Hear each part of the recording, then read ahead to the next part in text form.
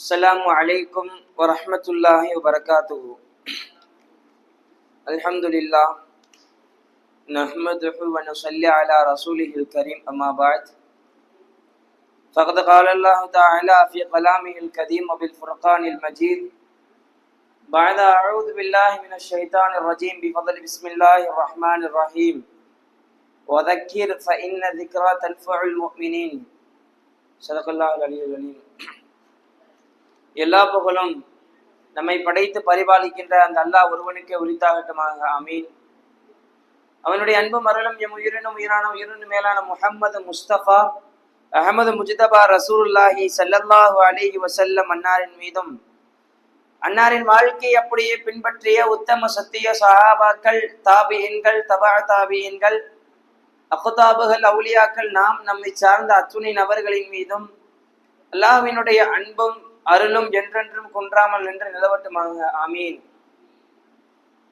அல்லாஹ்வினுடைய மகத்தான கிருபையினால் இன்றைய நாளினுடைய தராவியை நம்மளால் நிறைவு செய்துவிட்டு அமர்ந்திருக்கின்றோம். அல்ஹம்துலில்லாஹ். இந்த தராவிற்காக நாம் செலவழித்த நேரங்களையும் நாம் இதற்காக ஒதுக்கி வைத்து வந்த எல்லா வேலைகளையும் அல்லாஹ் நன்மையினுடைய பட்டியலில் எழுதி கொடுப்பானாக.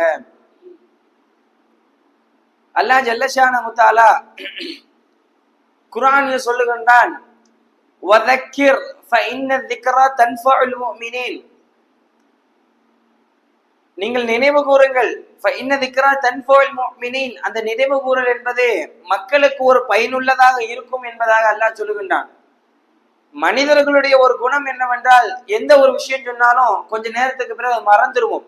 இது மனிதர்களுடைய இயல்பு. அது அப்போ ஒவ்வொரு சொன்ன விஷயத்த மாத்தி மாத்தி ஒரு மனிதனுக்கு சொல்லும் பொழுது அது அவனுடைய வாழ்க்கையில வெளிப்பட ஆரம்பிக்கும், அவனுடைய உள்ளங்கள்ல தெளிவாக பதியும். இப்ப அதைத்தான் அல்லாஹ் சொல்றான், வதக்கிர் ஃபஇன்ன ذிக்ரா தன்ஃபஉல் முஃமினீன். நீங்க நினைவு கூறிக்கிட்டே இருங்க. அந்த நினைவு கூறிக்கிட்டே இருக்கும் பொழுது அது அந்த மனிதருக்கு, முஃமின்களுக்கு பயனுள்ளதாக இருக்கும் என்பதாக அல்லாஹ் சொல்லுகின்றான். இப்போ இன்றைய தினத்தில் நம்மெல்லாம் அறிந்து கொள்ள வேண்டிய, நம்மெல்லாம் புரிந்து கொள்ள வேண்டிய ஒரு முக்கியமான செய்தி என்னவென்றால், நம்முடைய அண்டை வீட்டார்கள், பக்கத்து வீட்டுக்காரங்கிட்ட நம்ம எப்படி பழகணும், அவங்களுடைய கடமைகள் என்னென்ன கடமைகள் எல்லாம் இஸ்லாம் தொகுத்து கொடுக்கிறது அவர்களுடைய விஷயத்தில. இதையெல்லாம் நமக்கு குர்ஆன் வழியில் பார்க்கும் பொழுதும் நபிமொழியின் வழியில் பார்க்கும் போதும் பல விஷயங்கள் நமக்கெல்லாம் கிடைக்கிறது. அல்லாஹ் ஜல்லஷானஹு தஆலா சூரத்து நிசாவிலே சொல்லுவான், வஅபுதுல்லாஹ், அல்லாஹ்வை வணங்குங்கள், வலா துஷ்ரிகு பிஹி ஷைஆ, அவனை கொண்டு எந்த ஒரு விஷயத்தையும் இணை வைக்காதீர்கள், வபில் வாலிதைனி இஹ்சானா, பெற்றோருக்கு நல்ல முறையில் நீங்கள் உபகாரம் செய்யுங்கள் என்பதாக இப்படி பல விஷயங்கள் அல்லாஹ் சொல்றான். ஏழைகளுக்கு, வழிபோகர்களுக்கு இப்படி சொல்லிக்கிட்டே வரும் பொழுது அல்லாஹ் ஒரு இடத்துல இப்படி சொல்லுகின்றான், வல் ஜாரிதில் குர்பா வல் ஜாரிதில் ஜுனுபி என்பதாக அல்லாஹ் சொல்லுகின்றான். உங்களோடு நெருக்கமாக இருக்கின்ற அண்டை வீட்டார்களிடத்திலும் உங்களோடு தூரத்தில் இருக்கின்ற அண்டை வீட்டார்களிடத்திலும் நீங்கள் நல்ல முறையில் அவர்களுக்கு செய்ய வேண்டிய உபகாரங்களை நீங்கள் செய்து முடித்து விடுங்கள், அவர்களுக்கு செய்து கொடுங்கள் என்பதாக அல்லாஹ் சொல்லுகின்றான். இன்னைக்கு நம்ம பார்க்கிறோம், பக்கத்து வீட்டுல என்ன நடக்குது, பக்கத்து வீட்டுல யார் இருக்கிறா என்கின்ற அட்ரஸ் தெரியாம கூட இன்னைக்கு நம்ம வாழ்ந்துட்டு இருக்கோம். பக்கத்து வீட்டுல எவன் எக்கேடு கெட்டு போனா எனக்கு என்ன, நம்ம நிம்மதியா வாழ்ந்தா போதும், பக்கத்து வீட்டுல என்ன நடந்தா எனக்கு பிரச்சனை இல்லை, இப்படி மற்ற நம்முடைய அண்டை வீட்டாருடைய விஷயங்களை விட்டு ஒரு சுயநலமாக நான் நல்லா இருந்தா, என் குடும்பம் நல்லா இருந்தா போதும், பக்கத்து வீட்டுக்காரன் சுத்தி உள்ளவன் எக்கேடு கெட்டா எனக்கு என்ன என்கின்ற ஒரு சுய சிந்தனையிலே நாம் எல்லாம் வாழ்ந்து கொண்டிருக்கின்றோம். அல்லாஹ் அதையெல்லாம் விட்டு நம்மை காப்பாற்றுவானாக. அப்போ பல விஷயங்களை இஸ்லாம் சொல்லுகிறது. இந்த அண்டை வீட்டார்களுடைய உறவுகளை பற்றி இஸ்லாம் மிக தெளிவாக சொல்லுகிறது. நபிகள் நாயகம் ஸல்லல்லாஹு அலைஹி வஸல்லம் அவர்கள் சொன்னார்கள், மாசால ஜிப்ரீல் யூசீனி பில் ஜாரி, ஜிப்ரீல் அலைஹிஸ்ஸலாத்து வஸலாம் அவர்கள் எனக்கு அண்டை வீட்டார்களை பத்தி நிறைய விஷயங்களை சொல்லிக்கிட்டே இருந்தாங்க, வசியத்து செஞ்சாங்க.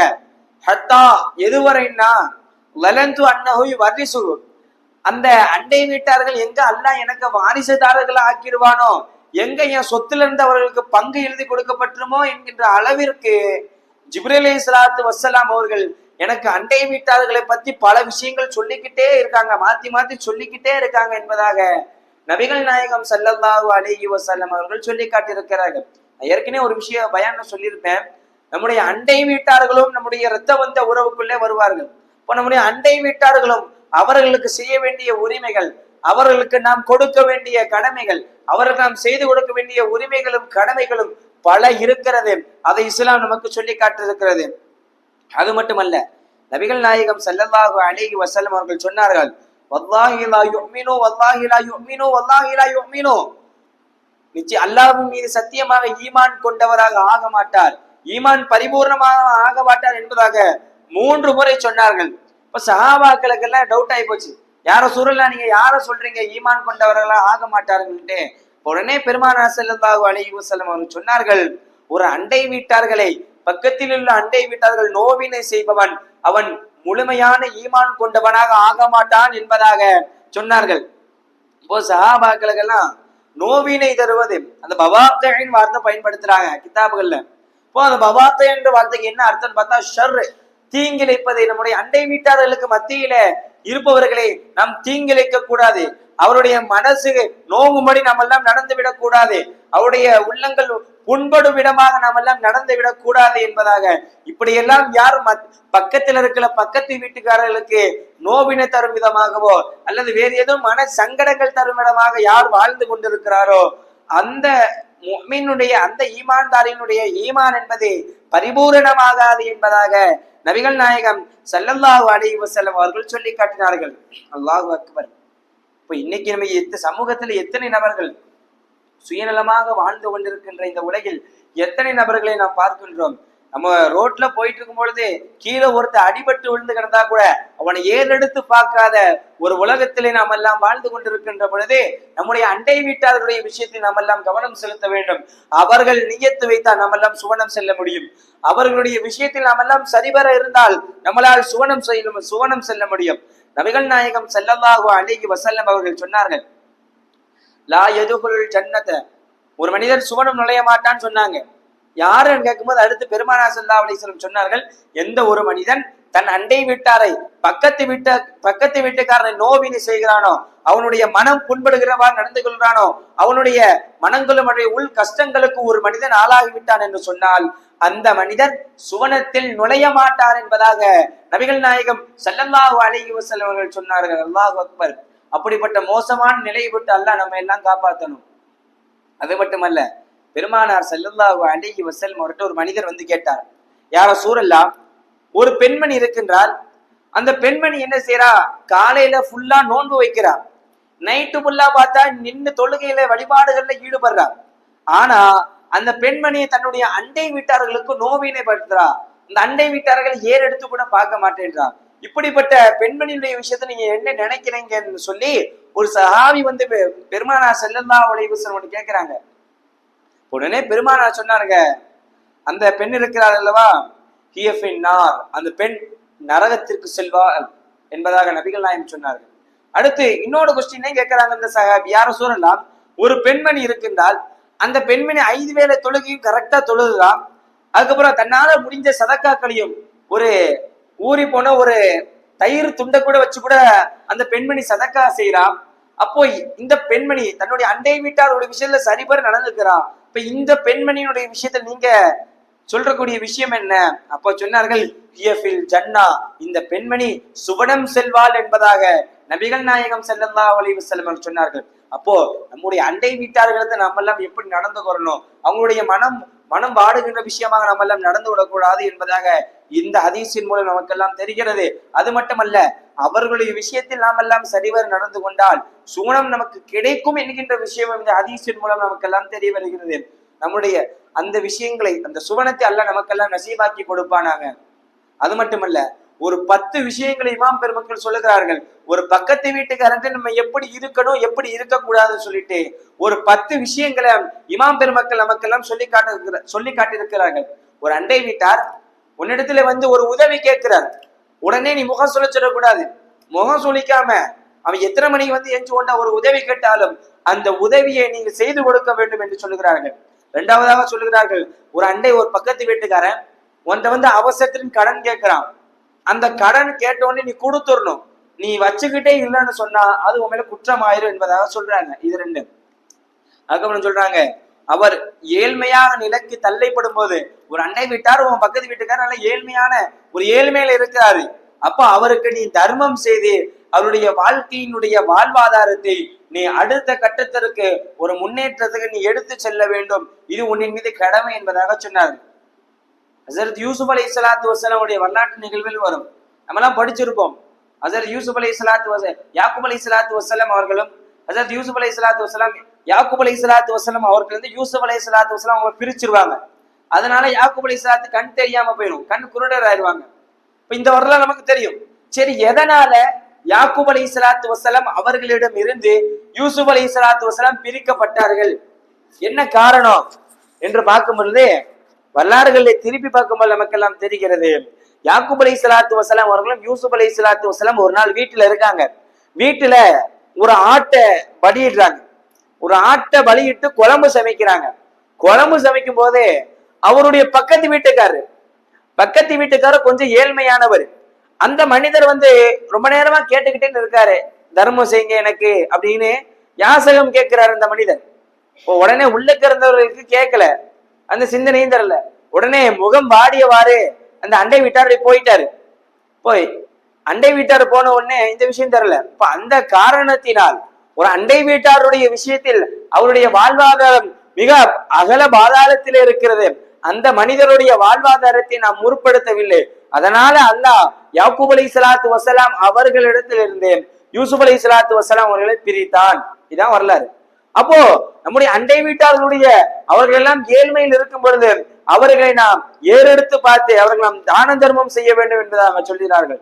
அடுத்து சொல்றாங்க, உன்னுடைய அண்டை வீட்டார்கள் நோய்வாய்ப்பட்டு விட்டால் உன் பக்கத்து வீட்டுகளை நோய் நொடியின்றி குன்றியவனாக இருக்கின்றார். அப்போ அவன்கிட்ட போய் நீ நலம் விசாரிக்கணும். நலம் விசாரிக்கவும் மீது கடமை. அடுத்து சொன்னார்கள், உன்னுடைய அண்டை வீட்டார்களுக்கு ஏதேனும் ஒரு நல்ல பாக்கியம், நல்ல ஒரு நற்பேர் கிடைச்சிருக்கு, உடனே அவனை பார்த்து நீ பொறாமப்பட்ட கூடாது, அவனுக்கு நீ எதுவும் செய்வன வச்சிடக்கூடாது. அதை நீ தட்டி விட்டுட்டு நீ அவனுக்கு கொஞ்சம் ஆறுதல் சொல்லணும். நீ இன்னும் வாழ்க்கையில பெரியாள வரணும், நீ இன்னும் பெரியாள வரணும், அவனுக்காண்டி நீ துஆ செய்ய வேண்டும் என்று சொல்லுகிறார்கள். அடுத்து சொல்லுகிறார்கள், உன்னுடைய அண்டை வீட்டாருக்கு எதுவும் துன்பம் நேர்ந்தால், உன்னுடைய பக்கத்து வீட்டிற்கு ஏதேனும் மனசங்கடம் ஏதேனும் துன்பம் நேர்ந்துன்னு சொன்னா அவனுக்கு நீ ஆறுதல் கூற வேண்டும் என்பதாக சொல்லுகிறார்கள். அடுத்ததாக சொல்லுகிறார்கள், உன்னுடைய பக்கத்து வீட்டுக்காரன் மரணித்து விட்டால், உன்னுடைய அண்டை வீட்டுக்காரன் மரணித்து விட்டால் அவனுடைய ஜனாசாவில் கலந்து கொள்ள வேண்டும். இது உன்னுடைய மீது கடமை என்பதாக சொல்லுகிறார்கள். அது மட்டுமல்ல, இது நம்ம வீட்டுல இருக்க ஒரு முக்கியமான பாயிண்ட். அடுத்து சொல்லக்கூடிய பாயிண்ட், உன்னுடைய அண்டை வீட்டார்களுக்கு அவன் வீட்டை மறைச்சுக்கிட்டு நீ வீட்டு சுவரை கட்டக்கூடாது. அவன் வீட்டை மறைச்சுக்கிட்டு வீட்டு சுவரை கட்டக்கூடாது. வீட்டுக்கு காத்து வராத அளவுக்கு ஜன்னலாம் அடைச்சு போடுற மாதிரி நீ வந்து வீட்டுல சுவரை கட்டி சுவத்தை எழுப்ப கூடாது அப்படின்னு சொல்றாங்க. அவனுடைய அனுமதியின்றி அவனுக்கு காத்து வராத அளவுக்கு நீ சுவத்தை எழுப்பக்கூடாது என்பதாக சொல்றாங்க. இன்னைக்கு பாக்குறமே, ஒரு சின்ன இட பிரச்சனை வரும், பக்கத்து வீட்டுக்கா நம்மளுக்கும் ஒரு சின்ன ஒரு மிஸ்டேக் நடந்திருக்கும், இடத்துலயோ இல்ல ஏதேனும் பக்கத்துல சுவர் கட்டும் போது ஒரு ஜன்னலோ ஏதோ லைட்டா அடி வாங்கியிருக்கும். அதுக்கு ரெண்டு பேரும் சண்டை, இங்கிட்டு சண்டை, அங்கிட்டு ஆட்டி, இங்கிட்டு மீதி, இங்கிட்டு உத, இவன் இங்கிட்ட பத்தி தப்பா பேசுறது, அவன் அதை பத்தி தப்பா பேசுறது. இப்படி அண்டை வீட்டார்களுக்கு மத்தியில் இருக்கிற சில சண்டை சச்சரவுகளை நாம் எல்லாம் பார்க்கிறோம். ஆனால் ஒரு அண்டை வீட்டாரும் அண்டை வீட்டாரும் அவன் விஷயத்தில் நாம் எல்லாம் தெளிவோடு நடந்து கொள்ள வேண்டும். அடுத்த ஒரு விஷயத்தை சொல்லி காட்டியிருக்கிறார்கள், உங்களுடைய வீட்டில் இன்னைக்கு இதுவும் ஒரு முக்கியமான விஷயம்தான். உங்களுடைய வீட்டில் ஏதேனும் உணவு சமைத்தால் அந்த வீட்டுல சமைக்கக்கூடிய ஸ்மெல்லு பக்கத்து வீட்டுக்காரன் போயிட்டு பசியை தூண்டிடக்கூடாது. பசியை தூண்டிடுச்சுன்னு சொன்னா நீ அவனுக்கு ஒரு கரண்டியாவது இந்த குழம்புல நீ கொடுத்துடணும். அது உண்மையில கடமை. இதுக்குதான் பெருமானார் ஸல்லல்லாஹு அலைஹி வஸல்லம் அவர்கள் சொல்லுவார்கள், இதா தபக்த மர்கத்தன் ஃபஅக்ஸிர் மாஅஹா வதஆஹத ஜீரானன். நீ வீட்டுல குழம்பு சமைச்சேன்னு சொன்னா, வீட்டுல ஏதேனும் குழம்பு ஆக்குறேன்னு சொன்னா அதுல கொஞ்சோண்டு எடுத்து அதுல கொஞ்சோண்டு தண்ணியை கலந்து உன் அண்டை வீட்டார்களுக்கு கொடுக்கணும் இஸ்லாம் சொல்லுது. அப்போ வீட்டுல ஏதோ கறி குழம்போ ஏதோ சால்னா காய்ச்சும் போது அதுல கொஞ்சம் தண்ணியை ஊத்தி நீ அண்டை வீட்டாளுக்கு கொடுக்கணும். ஏன்னா நம்ம வீட்டுல கறி எடுக்கும் பொழுது அவன் வீட்டுல ரசமா இருக்கலாம், இல்ல அவன் வீட்டுல சாம்பாரா இருக்கலாம். அதனால நீ நல்ல முறையில் வாழும் பொழுது உன்னுடைய அண்டை வீட்டாளர்களும் நல்ல முறையில் வச்சுக்கணும். அதுக்குத்தான் நீ கொஞ்சம் தண்ணியை ஊத்தி கொஞ்சம் குழம்பு எடுத்து அண்டை வீட்டாளர் கொடுங்க என்பதாக இஸ்லாம் சொல்லுகிறது.